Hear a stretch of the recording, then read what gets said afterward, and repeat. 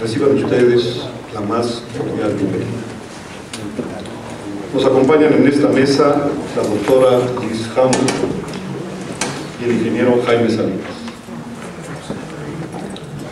El propósito general de esta reunión es abrir un espacio para la reflexión crítica de asuntos relacionados con la judería nacional. Podemos decir que hay saberes que circulan en nuestra cultura, hay sujetos que de alguna manera están presentes y que están posicionados, porque en última instancia cualquier organización está configurada o conformada por sujetos en posiciones diferentes que ejercen el poder y que posibilitan la acción de manera distinta también. Y en este sentido habría que entender esta cuestión.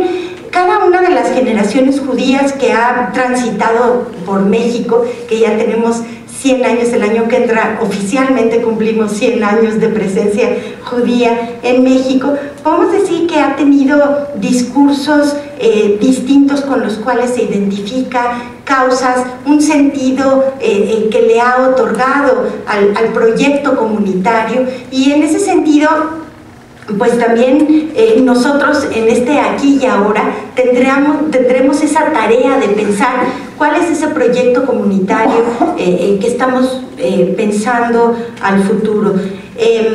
A través de los sujetos se producen, se transmiten, se introyectan discursos, la cultura se interpreta, se reinterpreta a la luz de los acontecimientos y los legados que constituyen las experiencias y que van creando nuestra propia historia.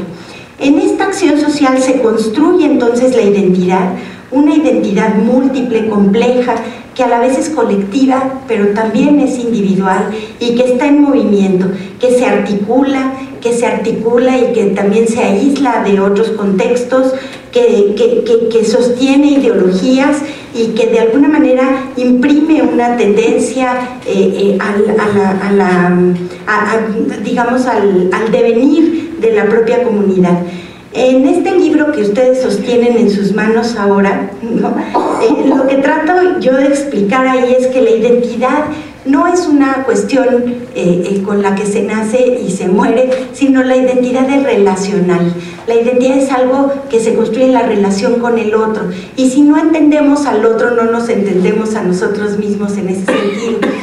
Y bueno, muchas historias se han escrito, por ejemplo, de las relaciones intercomunitarias, etcétera, pero pocas historias han intentado explicar a los judíos a la luz de los acontecimientos de esta nación, de México, y eso es lo que trata de hacer este libro, ¿no? Entender esa interacción, esa relación que se establece entre los judíos y México, ¿no? Donde al final se está jugando una forma de ser, una manera de defender una cultura en un tiempo y en un espacio específico, ¿no? Un proyecto que busca ser viable y continuo. Y por supuesto, en este caso, lo que estamos cuestionando es ese proyecto de la comunidad judía.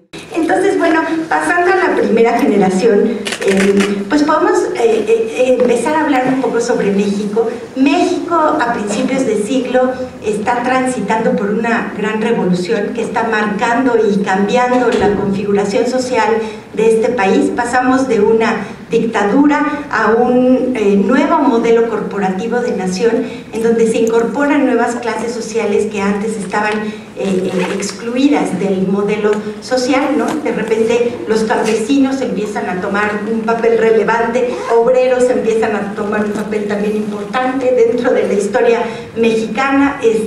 Bueno, por supuesto la clase política, los militares tienen un papel muy importante en todo esto. Entonces estamos viendo cómo hay un nuevo orden social e institucional dentro de México.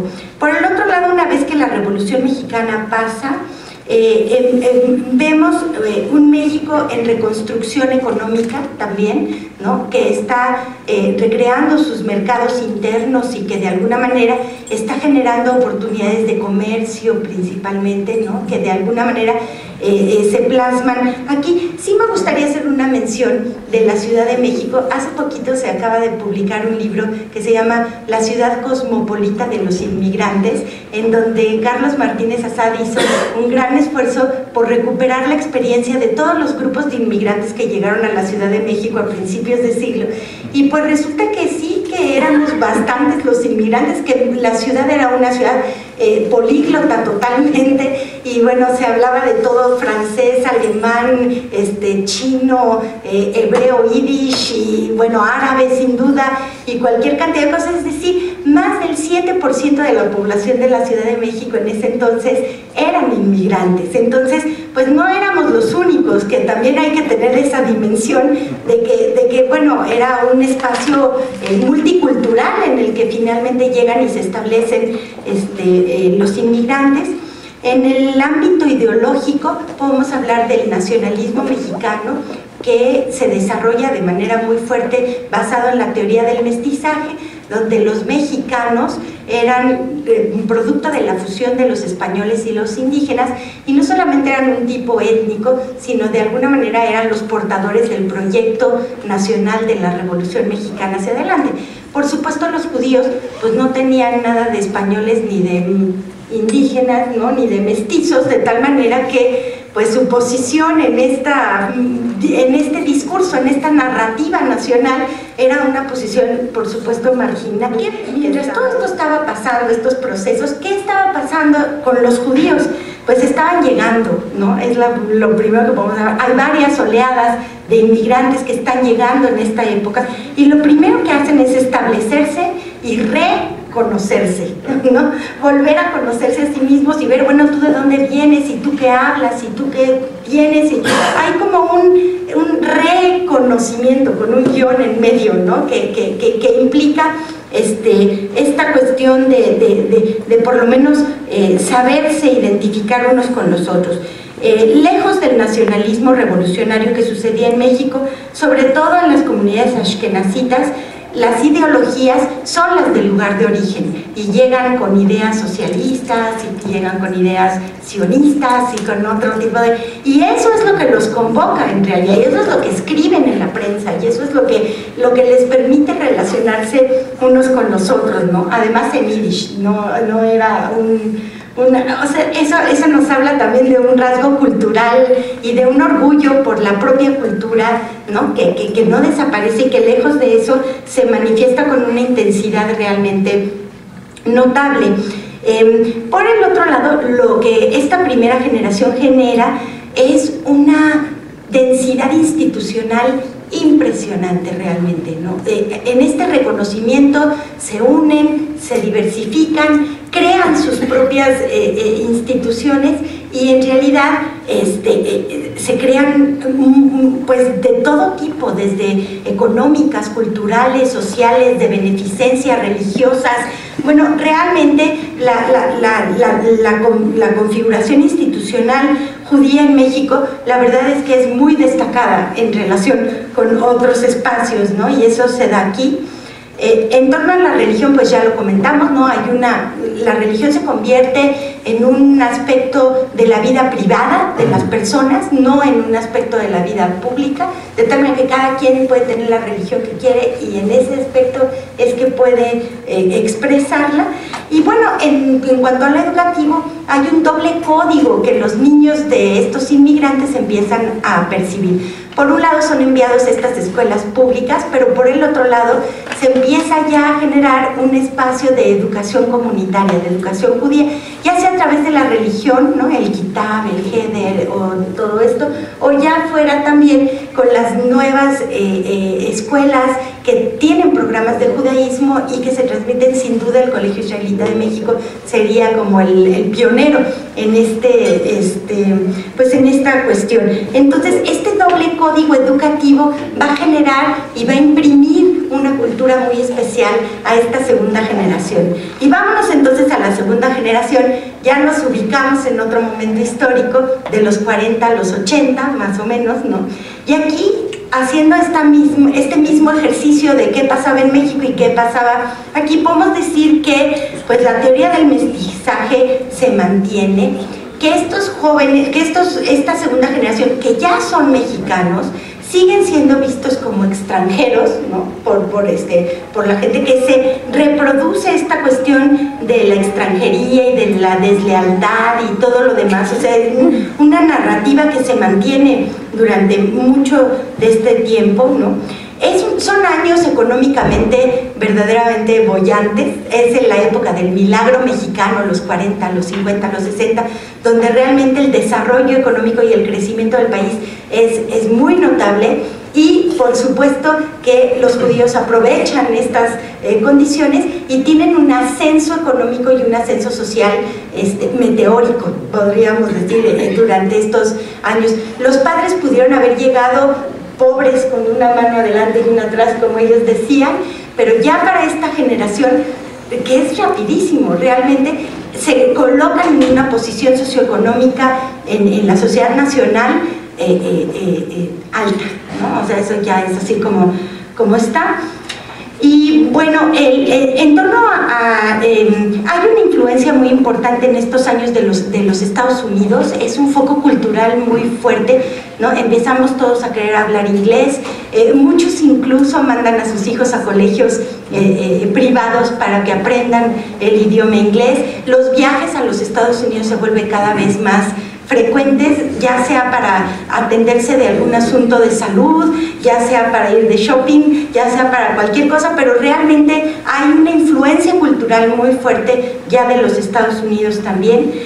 Por el otro lado, podemos decir que en torno al país, el proyecto de educación pública de la SEP se amplía, se fortalece, y verdaderamente se establecen escuelas por prácticamente todo el país que atienden a más del 90% de los niños del país. Así que el sistema público de educación es una época de consolidación y de crecimiento muy importante.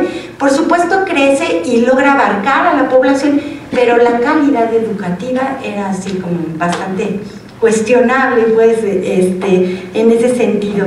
Estos son los años, es la época de oro del PRI, por supuesto, o sea, es la época en donde el PRI gana de todas, ¿no? A todas las elecciones a donde propone candidatos, por supuesto en una pantalla democrática pluripartidista, pero es su mejor momento del PRI. Esto genera una apatía y también que haya bastante abstencionismo en las elecciones, porque hay reglas no escritas del sistema político, ¿no? Que dicen, por ejemplo, que el presidente que sale nombra al presidente que entra, el famoso dedazo, ¿no? Entonces, pues, ¿qué sentido tenía que la gente fuera a votar a las urnas si ya estaba decidido quién sería el próximo presidente? Entonces esto desestimulaba la participación política de hecho, ¿no? en el país, y pues la comunidad judía actúa exactamente igual que todos los demás en ese sentido. En torno a la religión, estos son años de secularización religiosa muy importantes. O sea, no nada más para los judíos, sino también para México. Realmente empezamos a vivir una vida moderna y efectivamente la religión pasa al ámbito de la vida privada, ¿no? Y bueno, la religión empieza a convertirse como en un asunto de religiosidad a la carta, ¿no? O sea, tiene uno un menú y entonces dice, bueno, esto sí lo hago, esto no me interesa, esto... Y entonces es una decisión personal lo que uno quiere o no, al grado en el que uno decide o no ser religioso, ¿no? Entonces ese es parte de la secularización que finalmente se vive en este contexto. Entonces, bueno, ¿qué pasaba con los judíos en este mismo periodo? Pues podemos decir que la ideología sionista y el reconocimiento de Israel como el centro cultural del pueblo judío se impone, ¿no? Entonces las ideologías diversas que se vean de alguna manera pues no se convergen en el sionismo en este caso, ¿no? Y se expresa de manera muy clara. Por supuesto hay un compromiso económico, el Keren Kayemet, el Keren Ayesot toman una fuerza muy importante, pero también hay una identificación cultural importante. Por el otro lado también estos son años de la creación de la red escolar judía, Y esto es algo importantísimo porque sin duda ha sido como el orgullo comunitario, esa red escolar que tenemos ahora y que hoy, o sea, hemos visto que se ha ido transformando, ¿no? Y que finalmente está ahí. Y esto sucede gracias a la posibilidad de establecer una educación privada en el marco de la propia Secretaría de Educación Pública, ¿no? Esto no está exento de tremendísimos controles del Estado, ¿no? Mandaban inspectores a ver que se estuviera dando el programa oficial en las escuelas y tenían horarios, o sea, los controles institucionales de la Secretaría eran controles bastante fuertes en ese sentido. Sin embargo, la educación privada se vuelve una alternativa para la comunidad judía que no existía como tal en la primera generación de inmigrantes y que pues ahí está.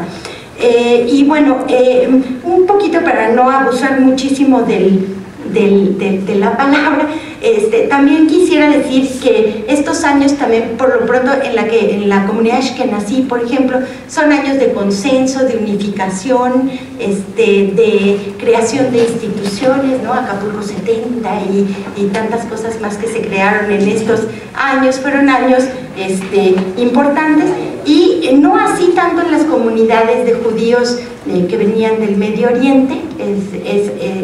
Estos años para ellos, por supuesto, son años en que consolidan las instituciones, pero donde todavía no hay una intensidad de trabajo tan comunitario tan fuerte. Por supuesto, esto se ve invertido, ¿no? O sea, se invierte esta relación, pero en este momento la relación la situación es así.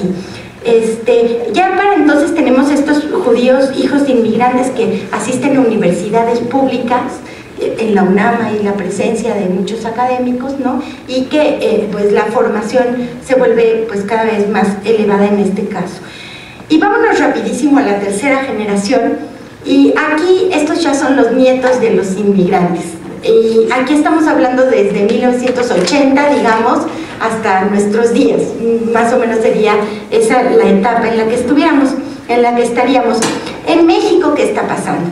En México, pues resulta que se deja el discurso de la teoría del mestizaje y se transita hacia un discurso más pluricultural, en donde se reconoce la diversidad de los grupos en México, ¿no?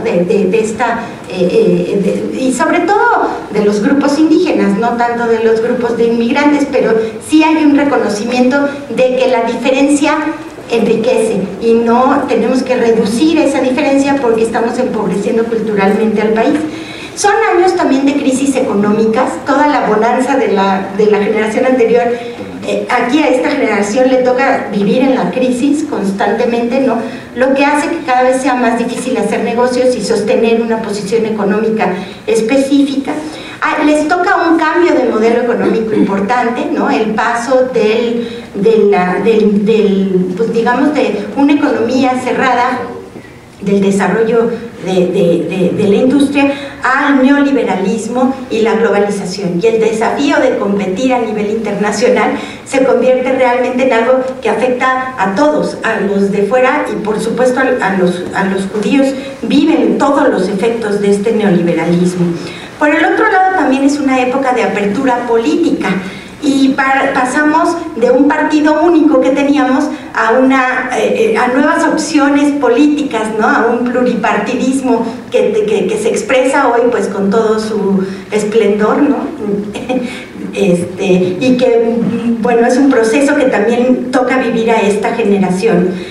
Por el otro lado, en el ámbito de la religión, también hay cambios muy importantes. En el año 1992 se promulga la Ley de Asociaciones Religiosas y Cultos Públicos, y este cambio de ley es fundamental porque se reconocen a las asociaciones religiosas como religiosas y se les dan derechos jurídicos, derechos legales y toda una serie de cosas que hace que tengan una representación que era absolutamente impensable en la generación anterior, ¿no? Entonces los templos se convierten en propiedad de las propias comunidades, el ejercicio de la religión tiene ya otro reconocimiento, otra legitimidad que por supuesto no tenía antes. Entonces, esto pues cambia.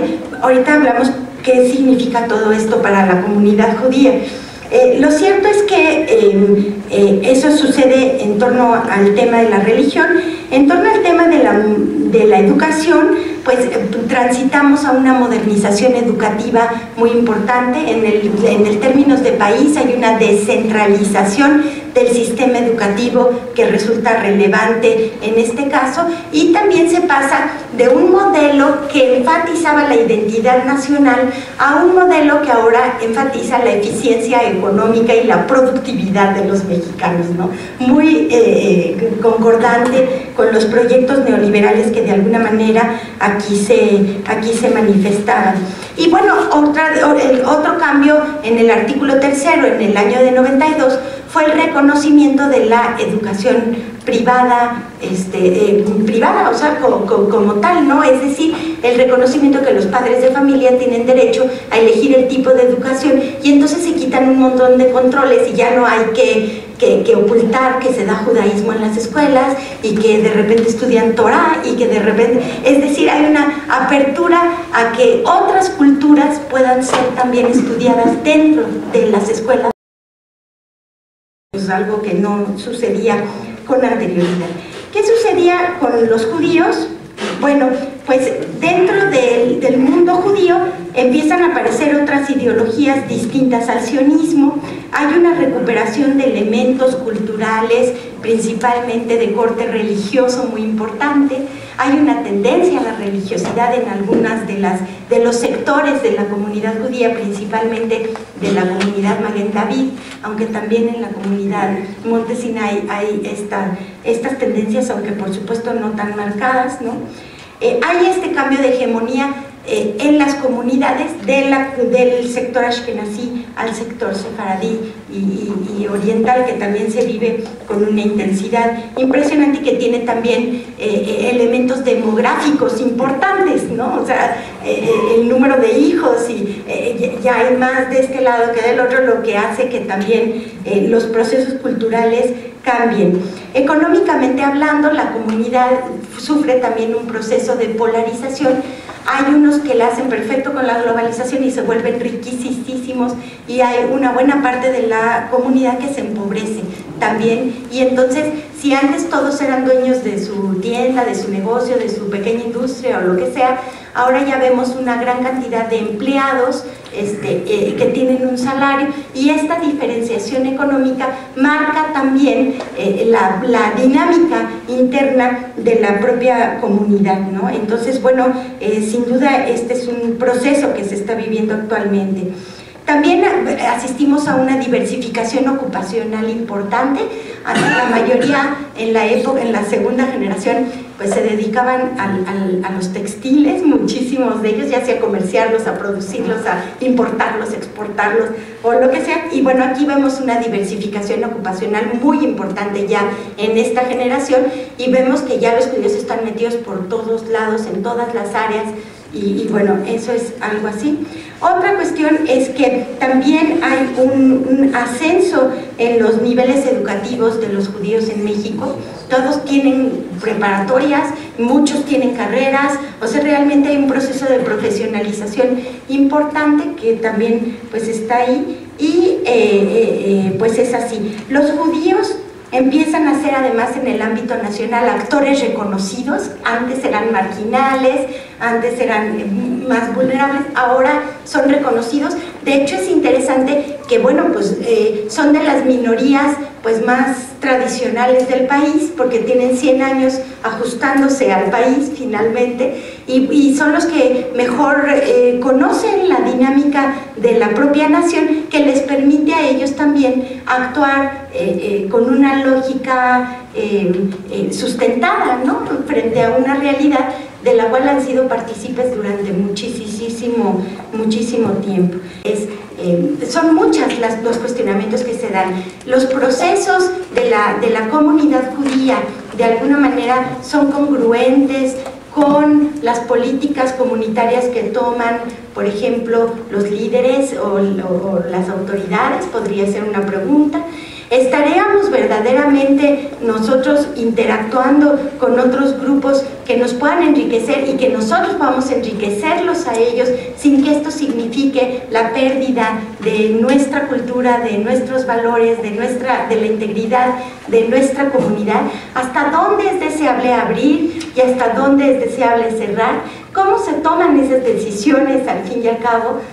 ¿Quién lo hace? Es decir, se plantean desde el punto de vista educativo, ¿no? ¿Qué ha pasado con la propia red escolar judía en estos 60 años de historia, ¿no? Y cómo ha cambiado y qué tanto responde a las inquietudes o no de los padres de familia y qué tipo de niños estamos formando en esas escuelas, ¿no? Para que salgan al mundo y para que finalmente logren, pues no sé, una historia de vida exitosa desde nuestro punto de vista. ¿Qué proyecto ético-político es el de la comunidad judía hoy? ¿Cómo darle continuidad en última instancia, ¿no?, a un legado histórico que bueno, pues que la verdad admiramos y hemos heredado, pero que hoy nos toca aquí y ahora cuestionar y nos toca repensar a futuro, ¿no? Entonces, pues ahí lo podemos dejar. Muchas gracias.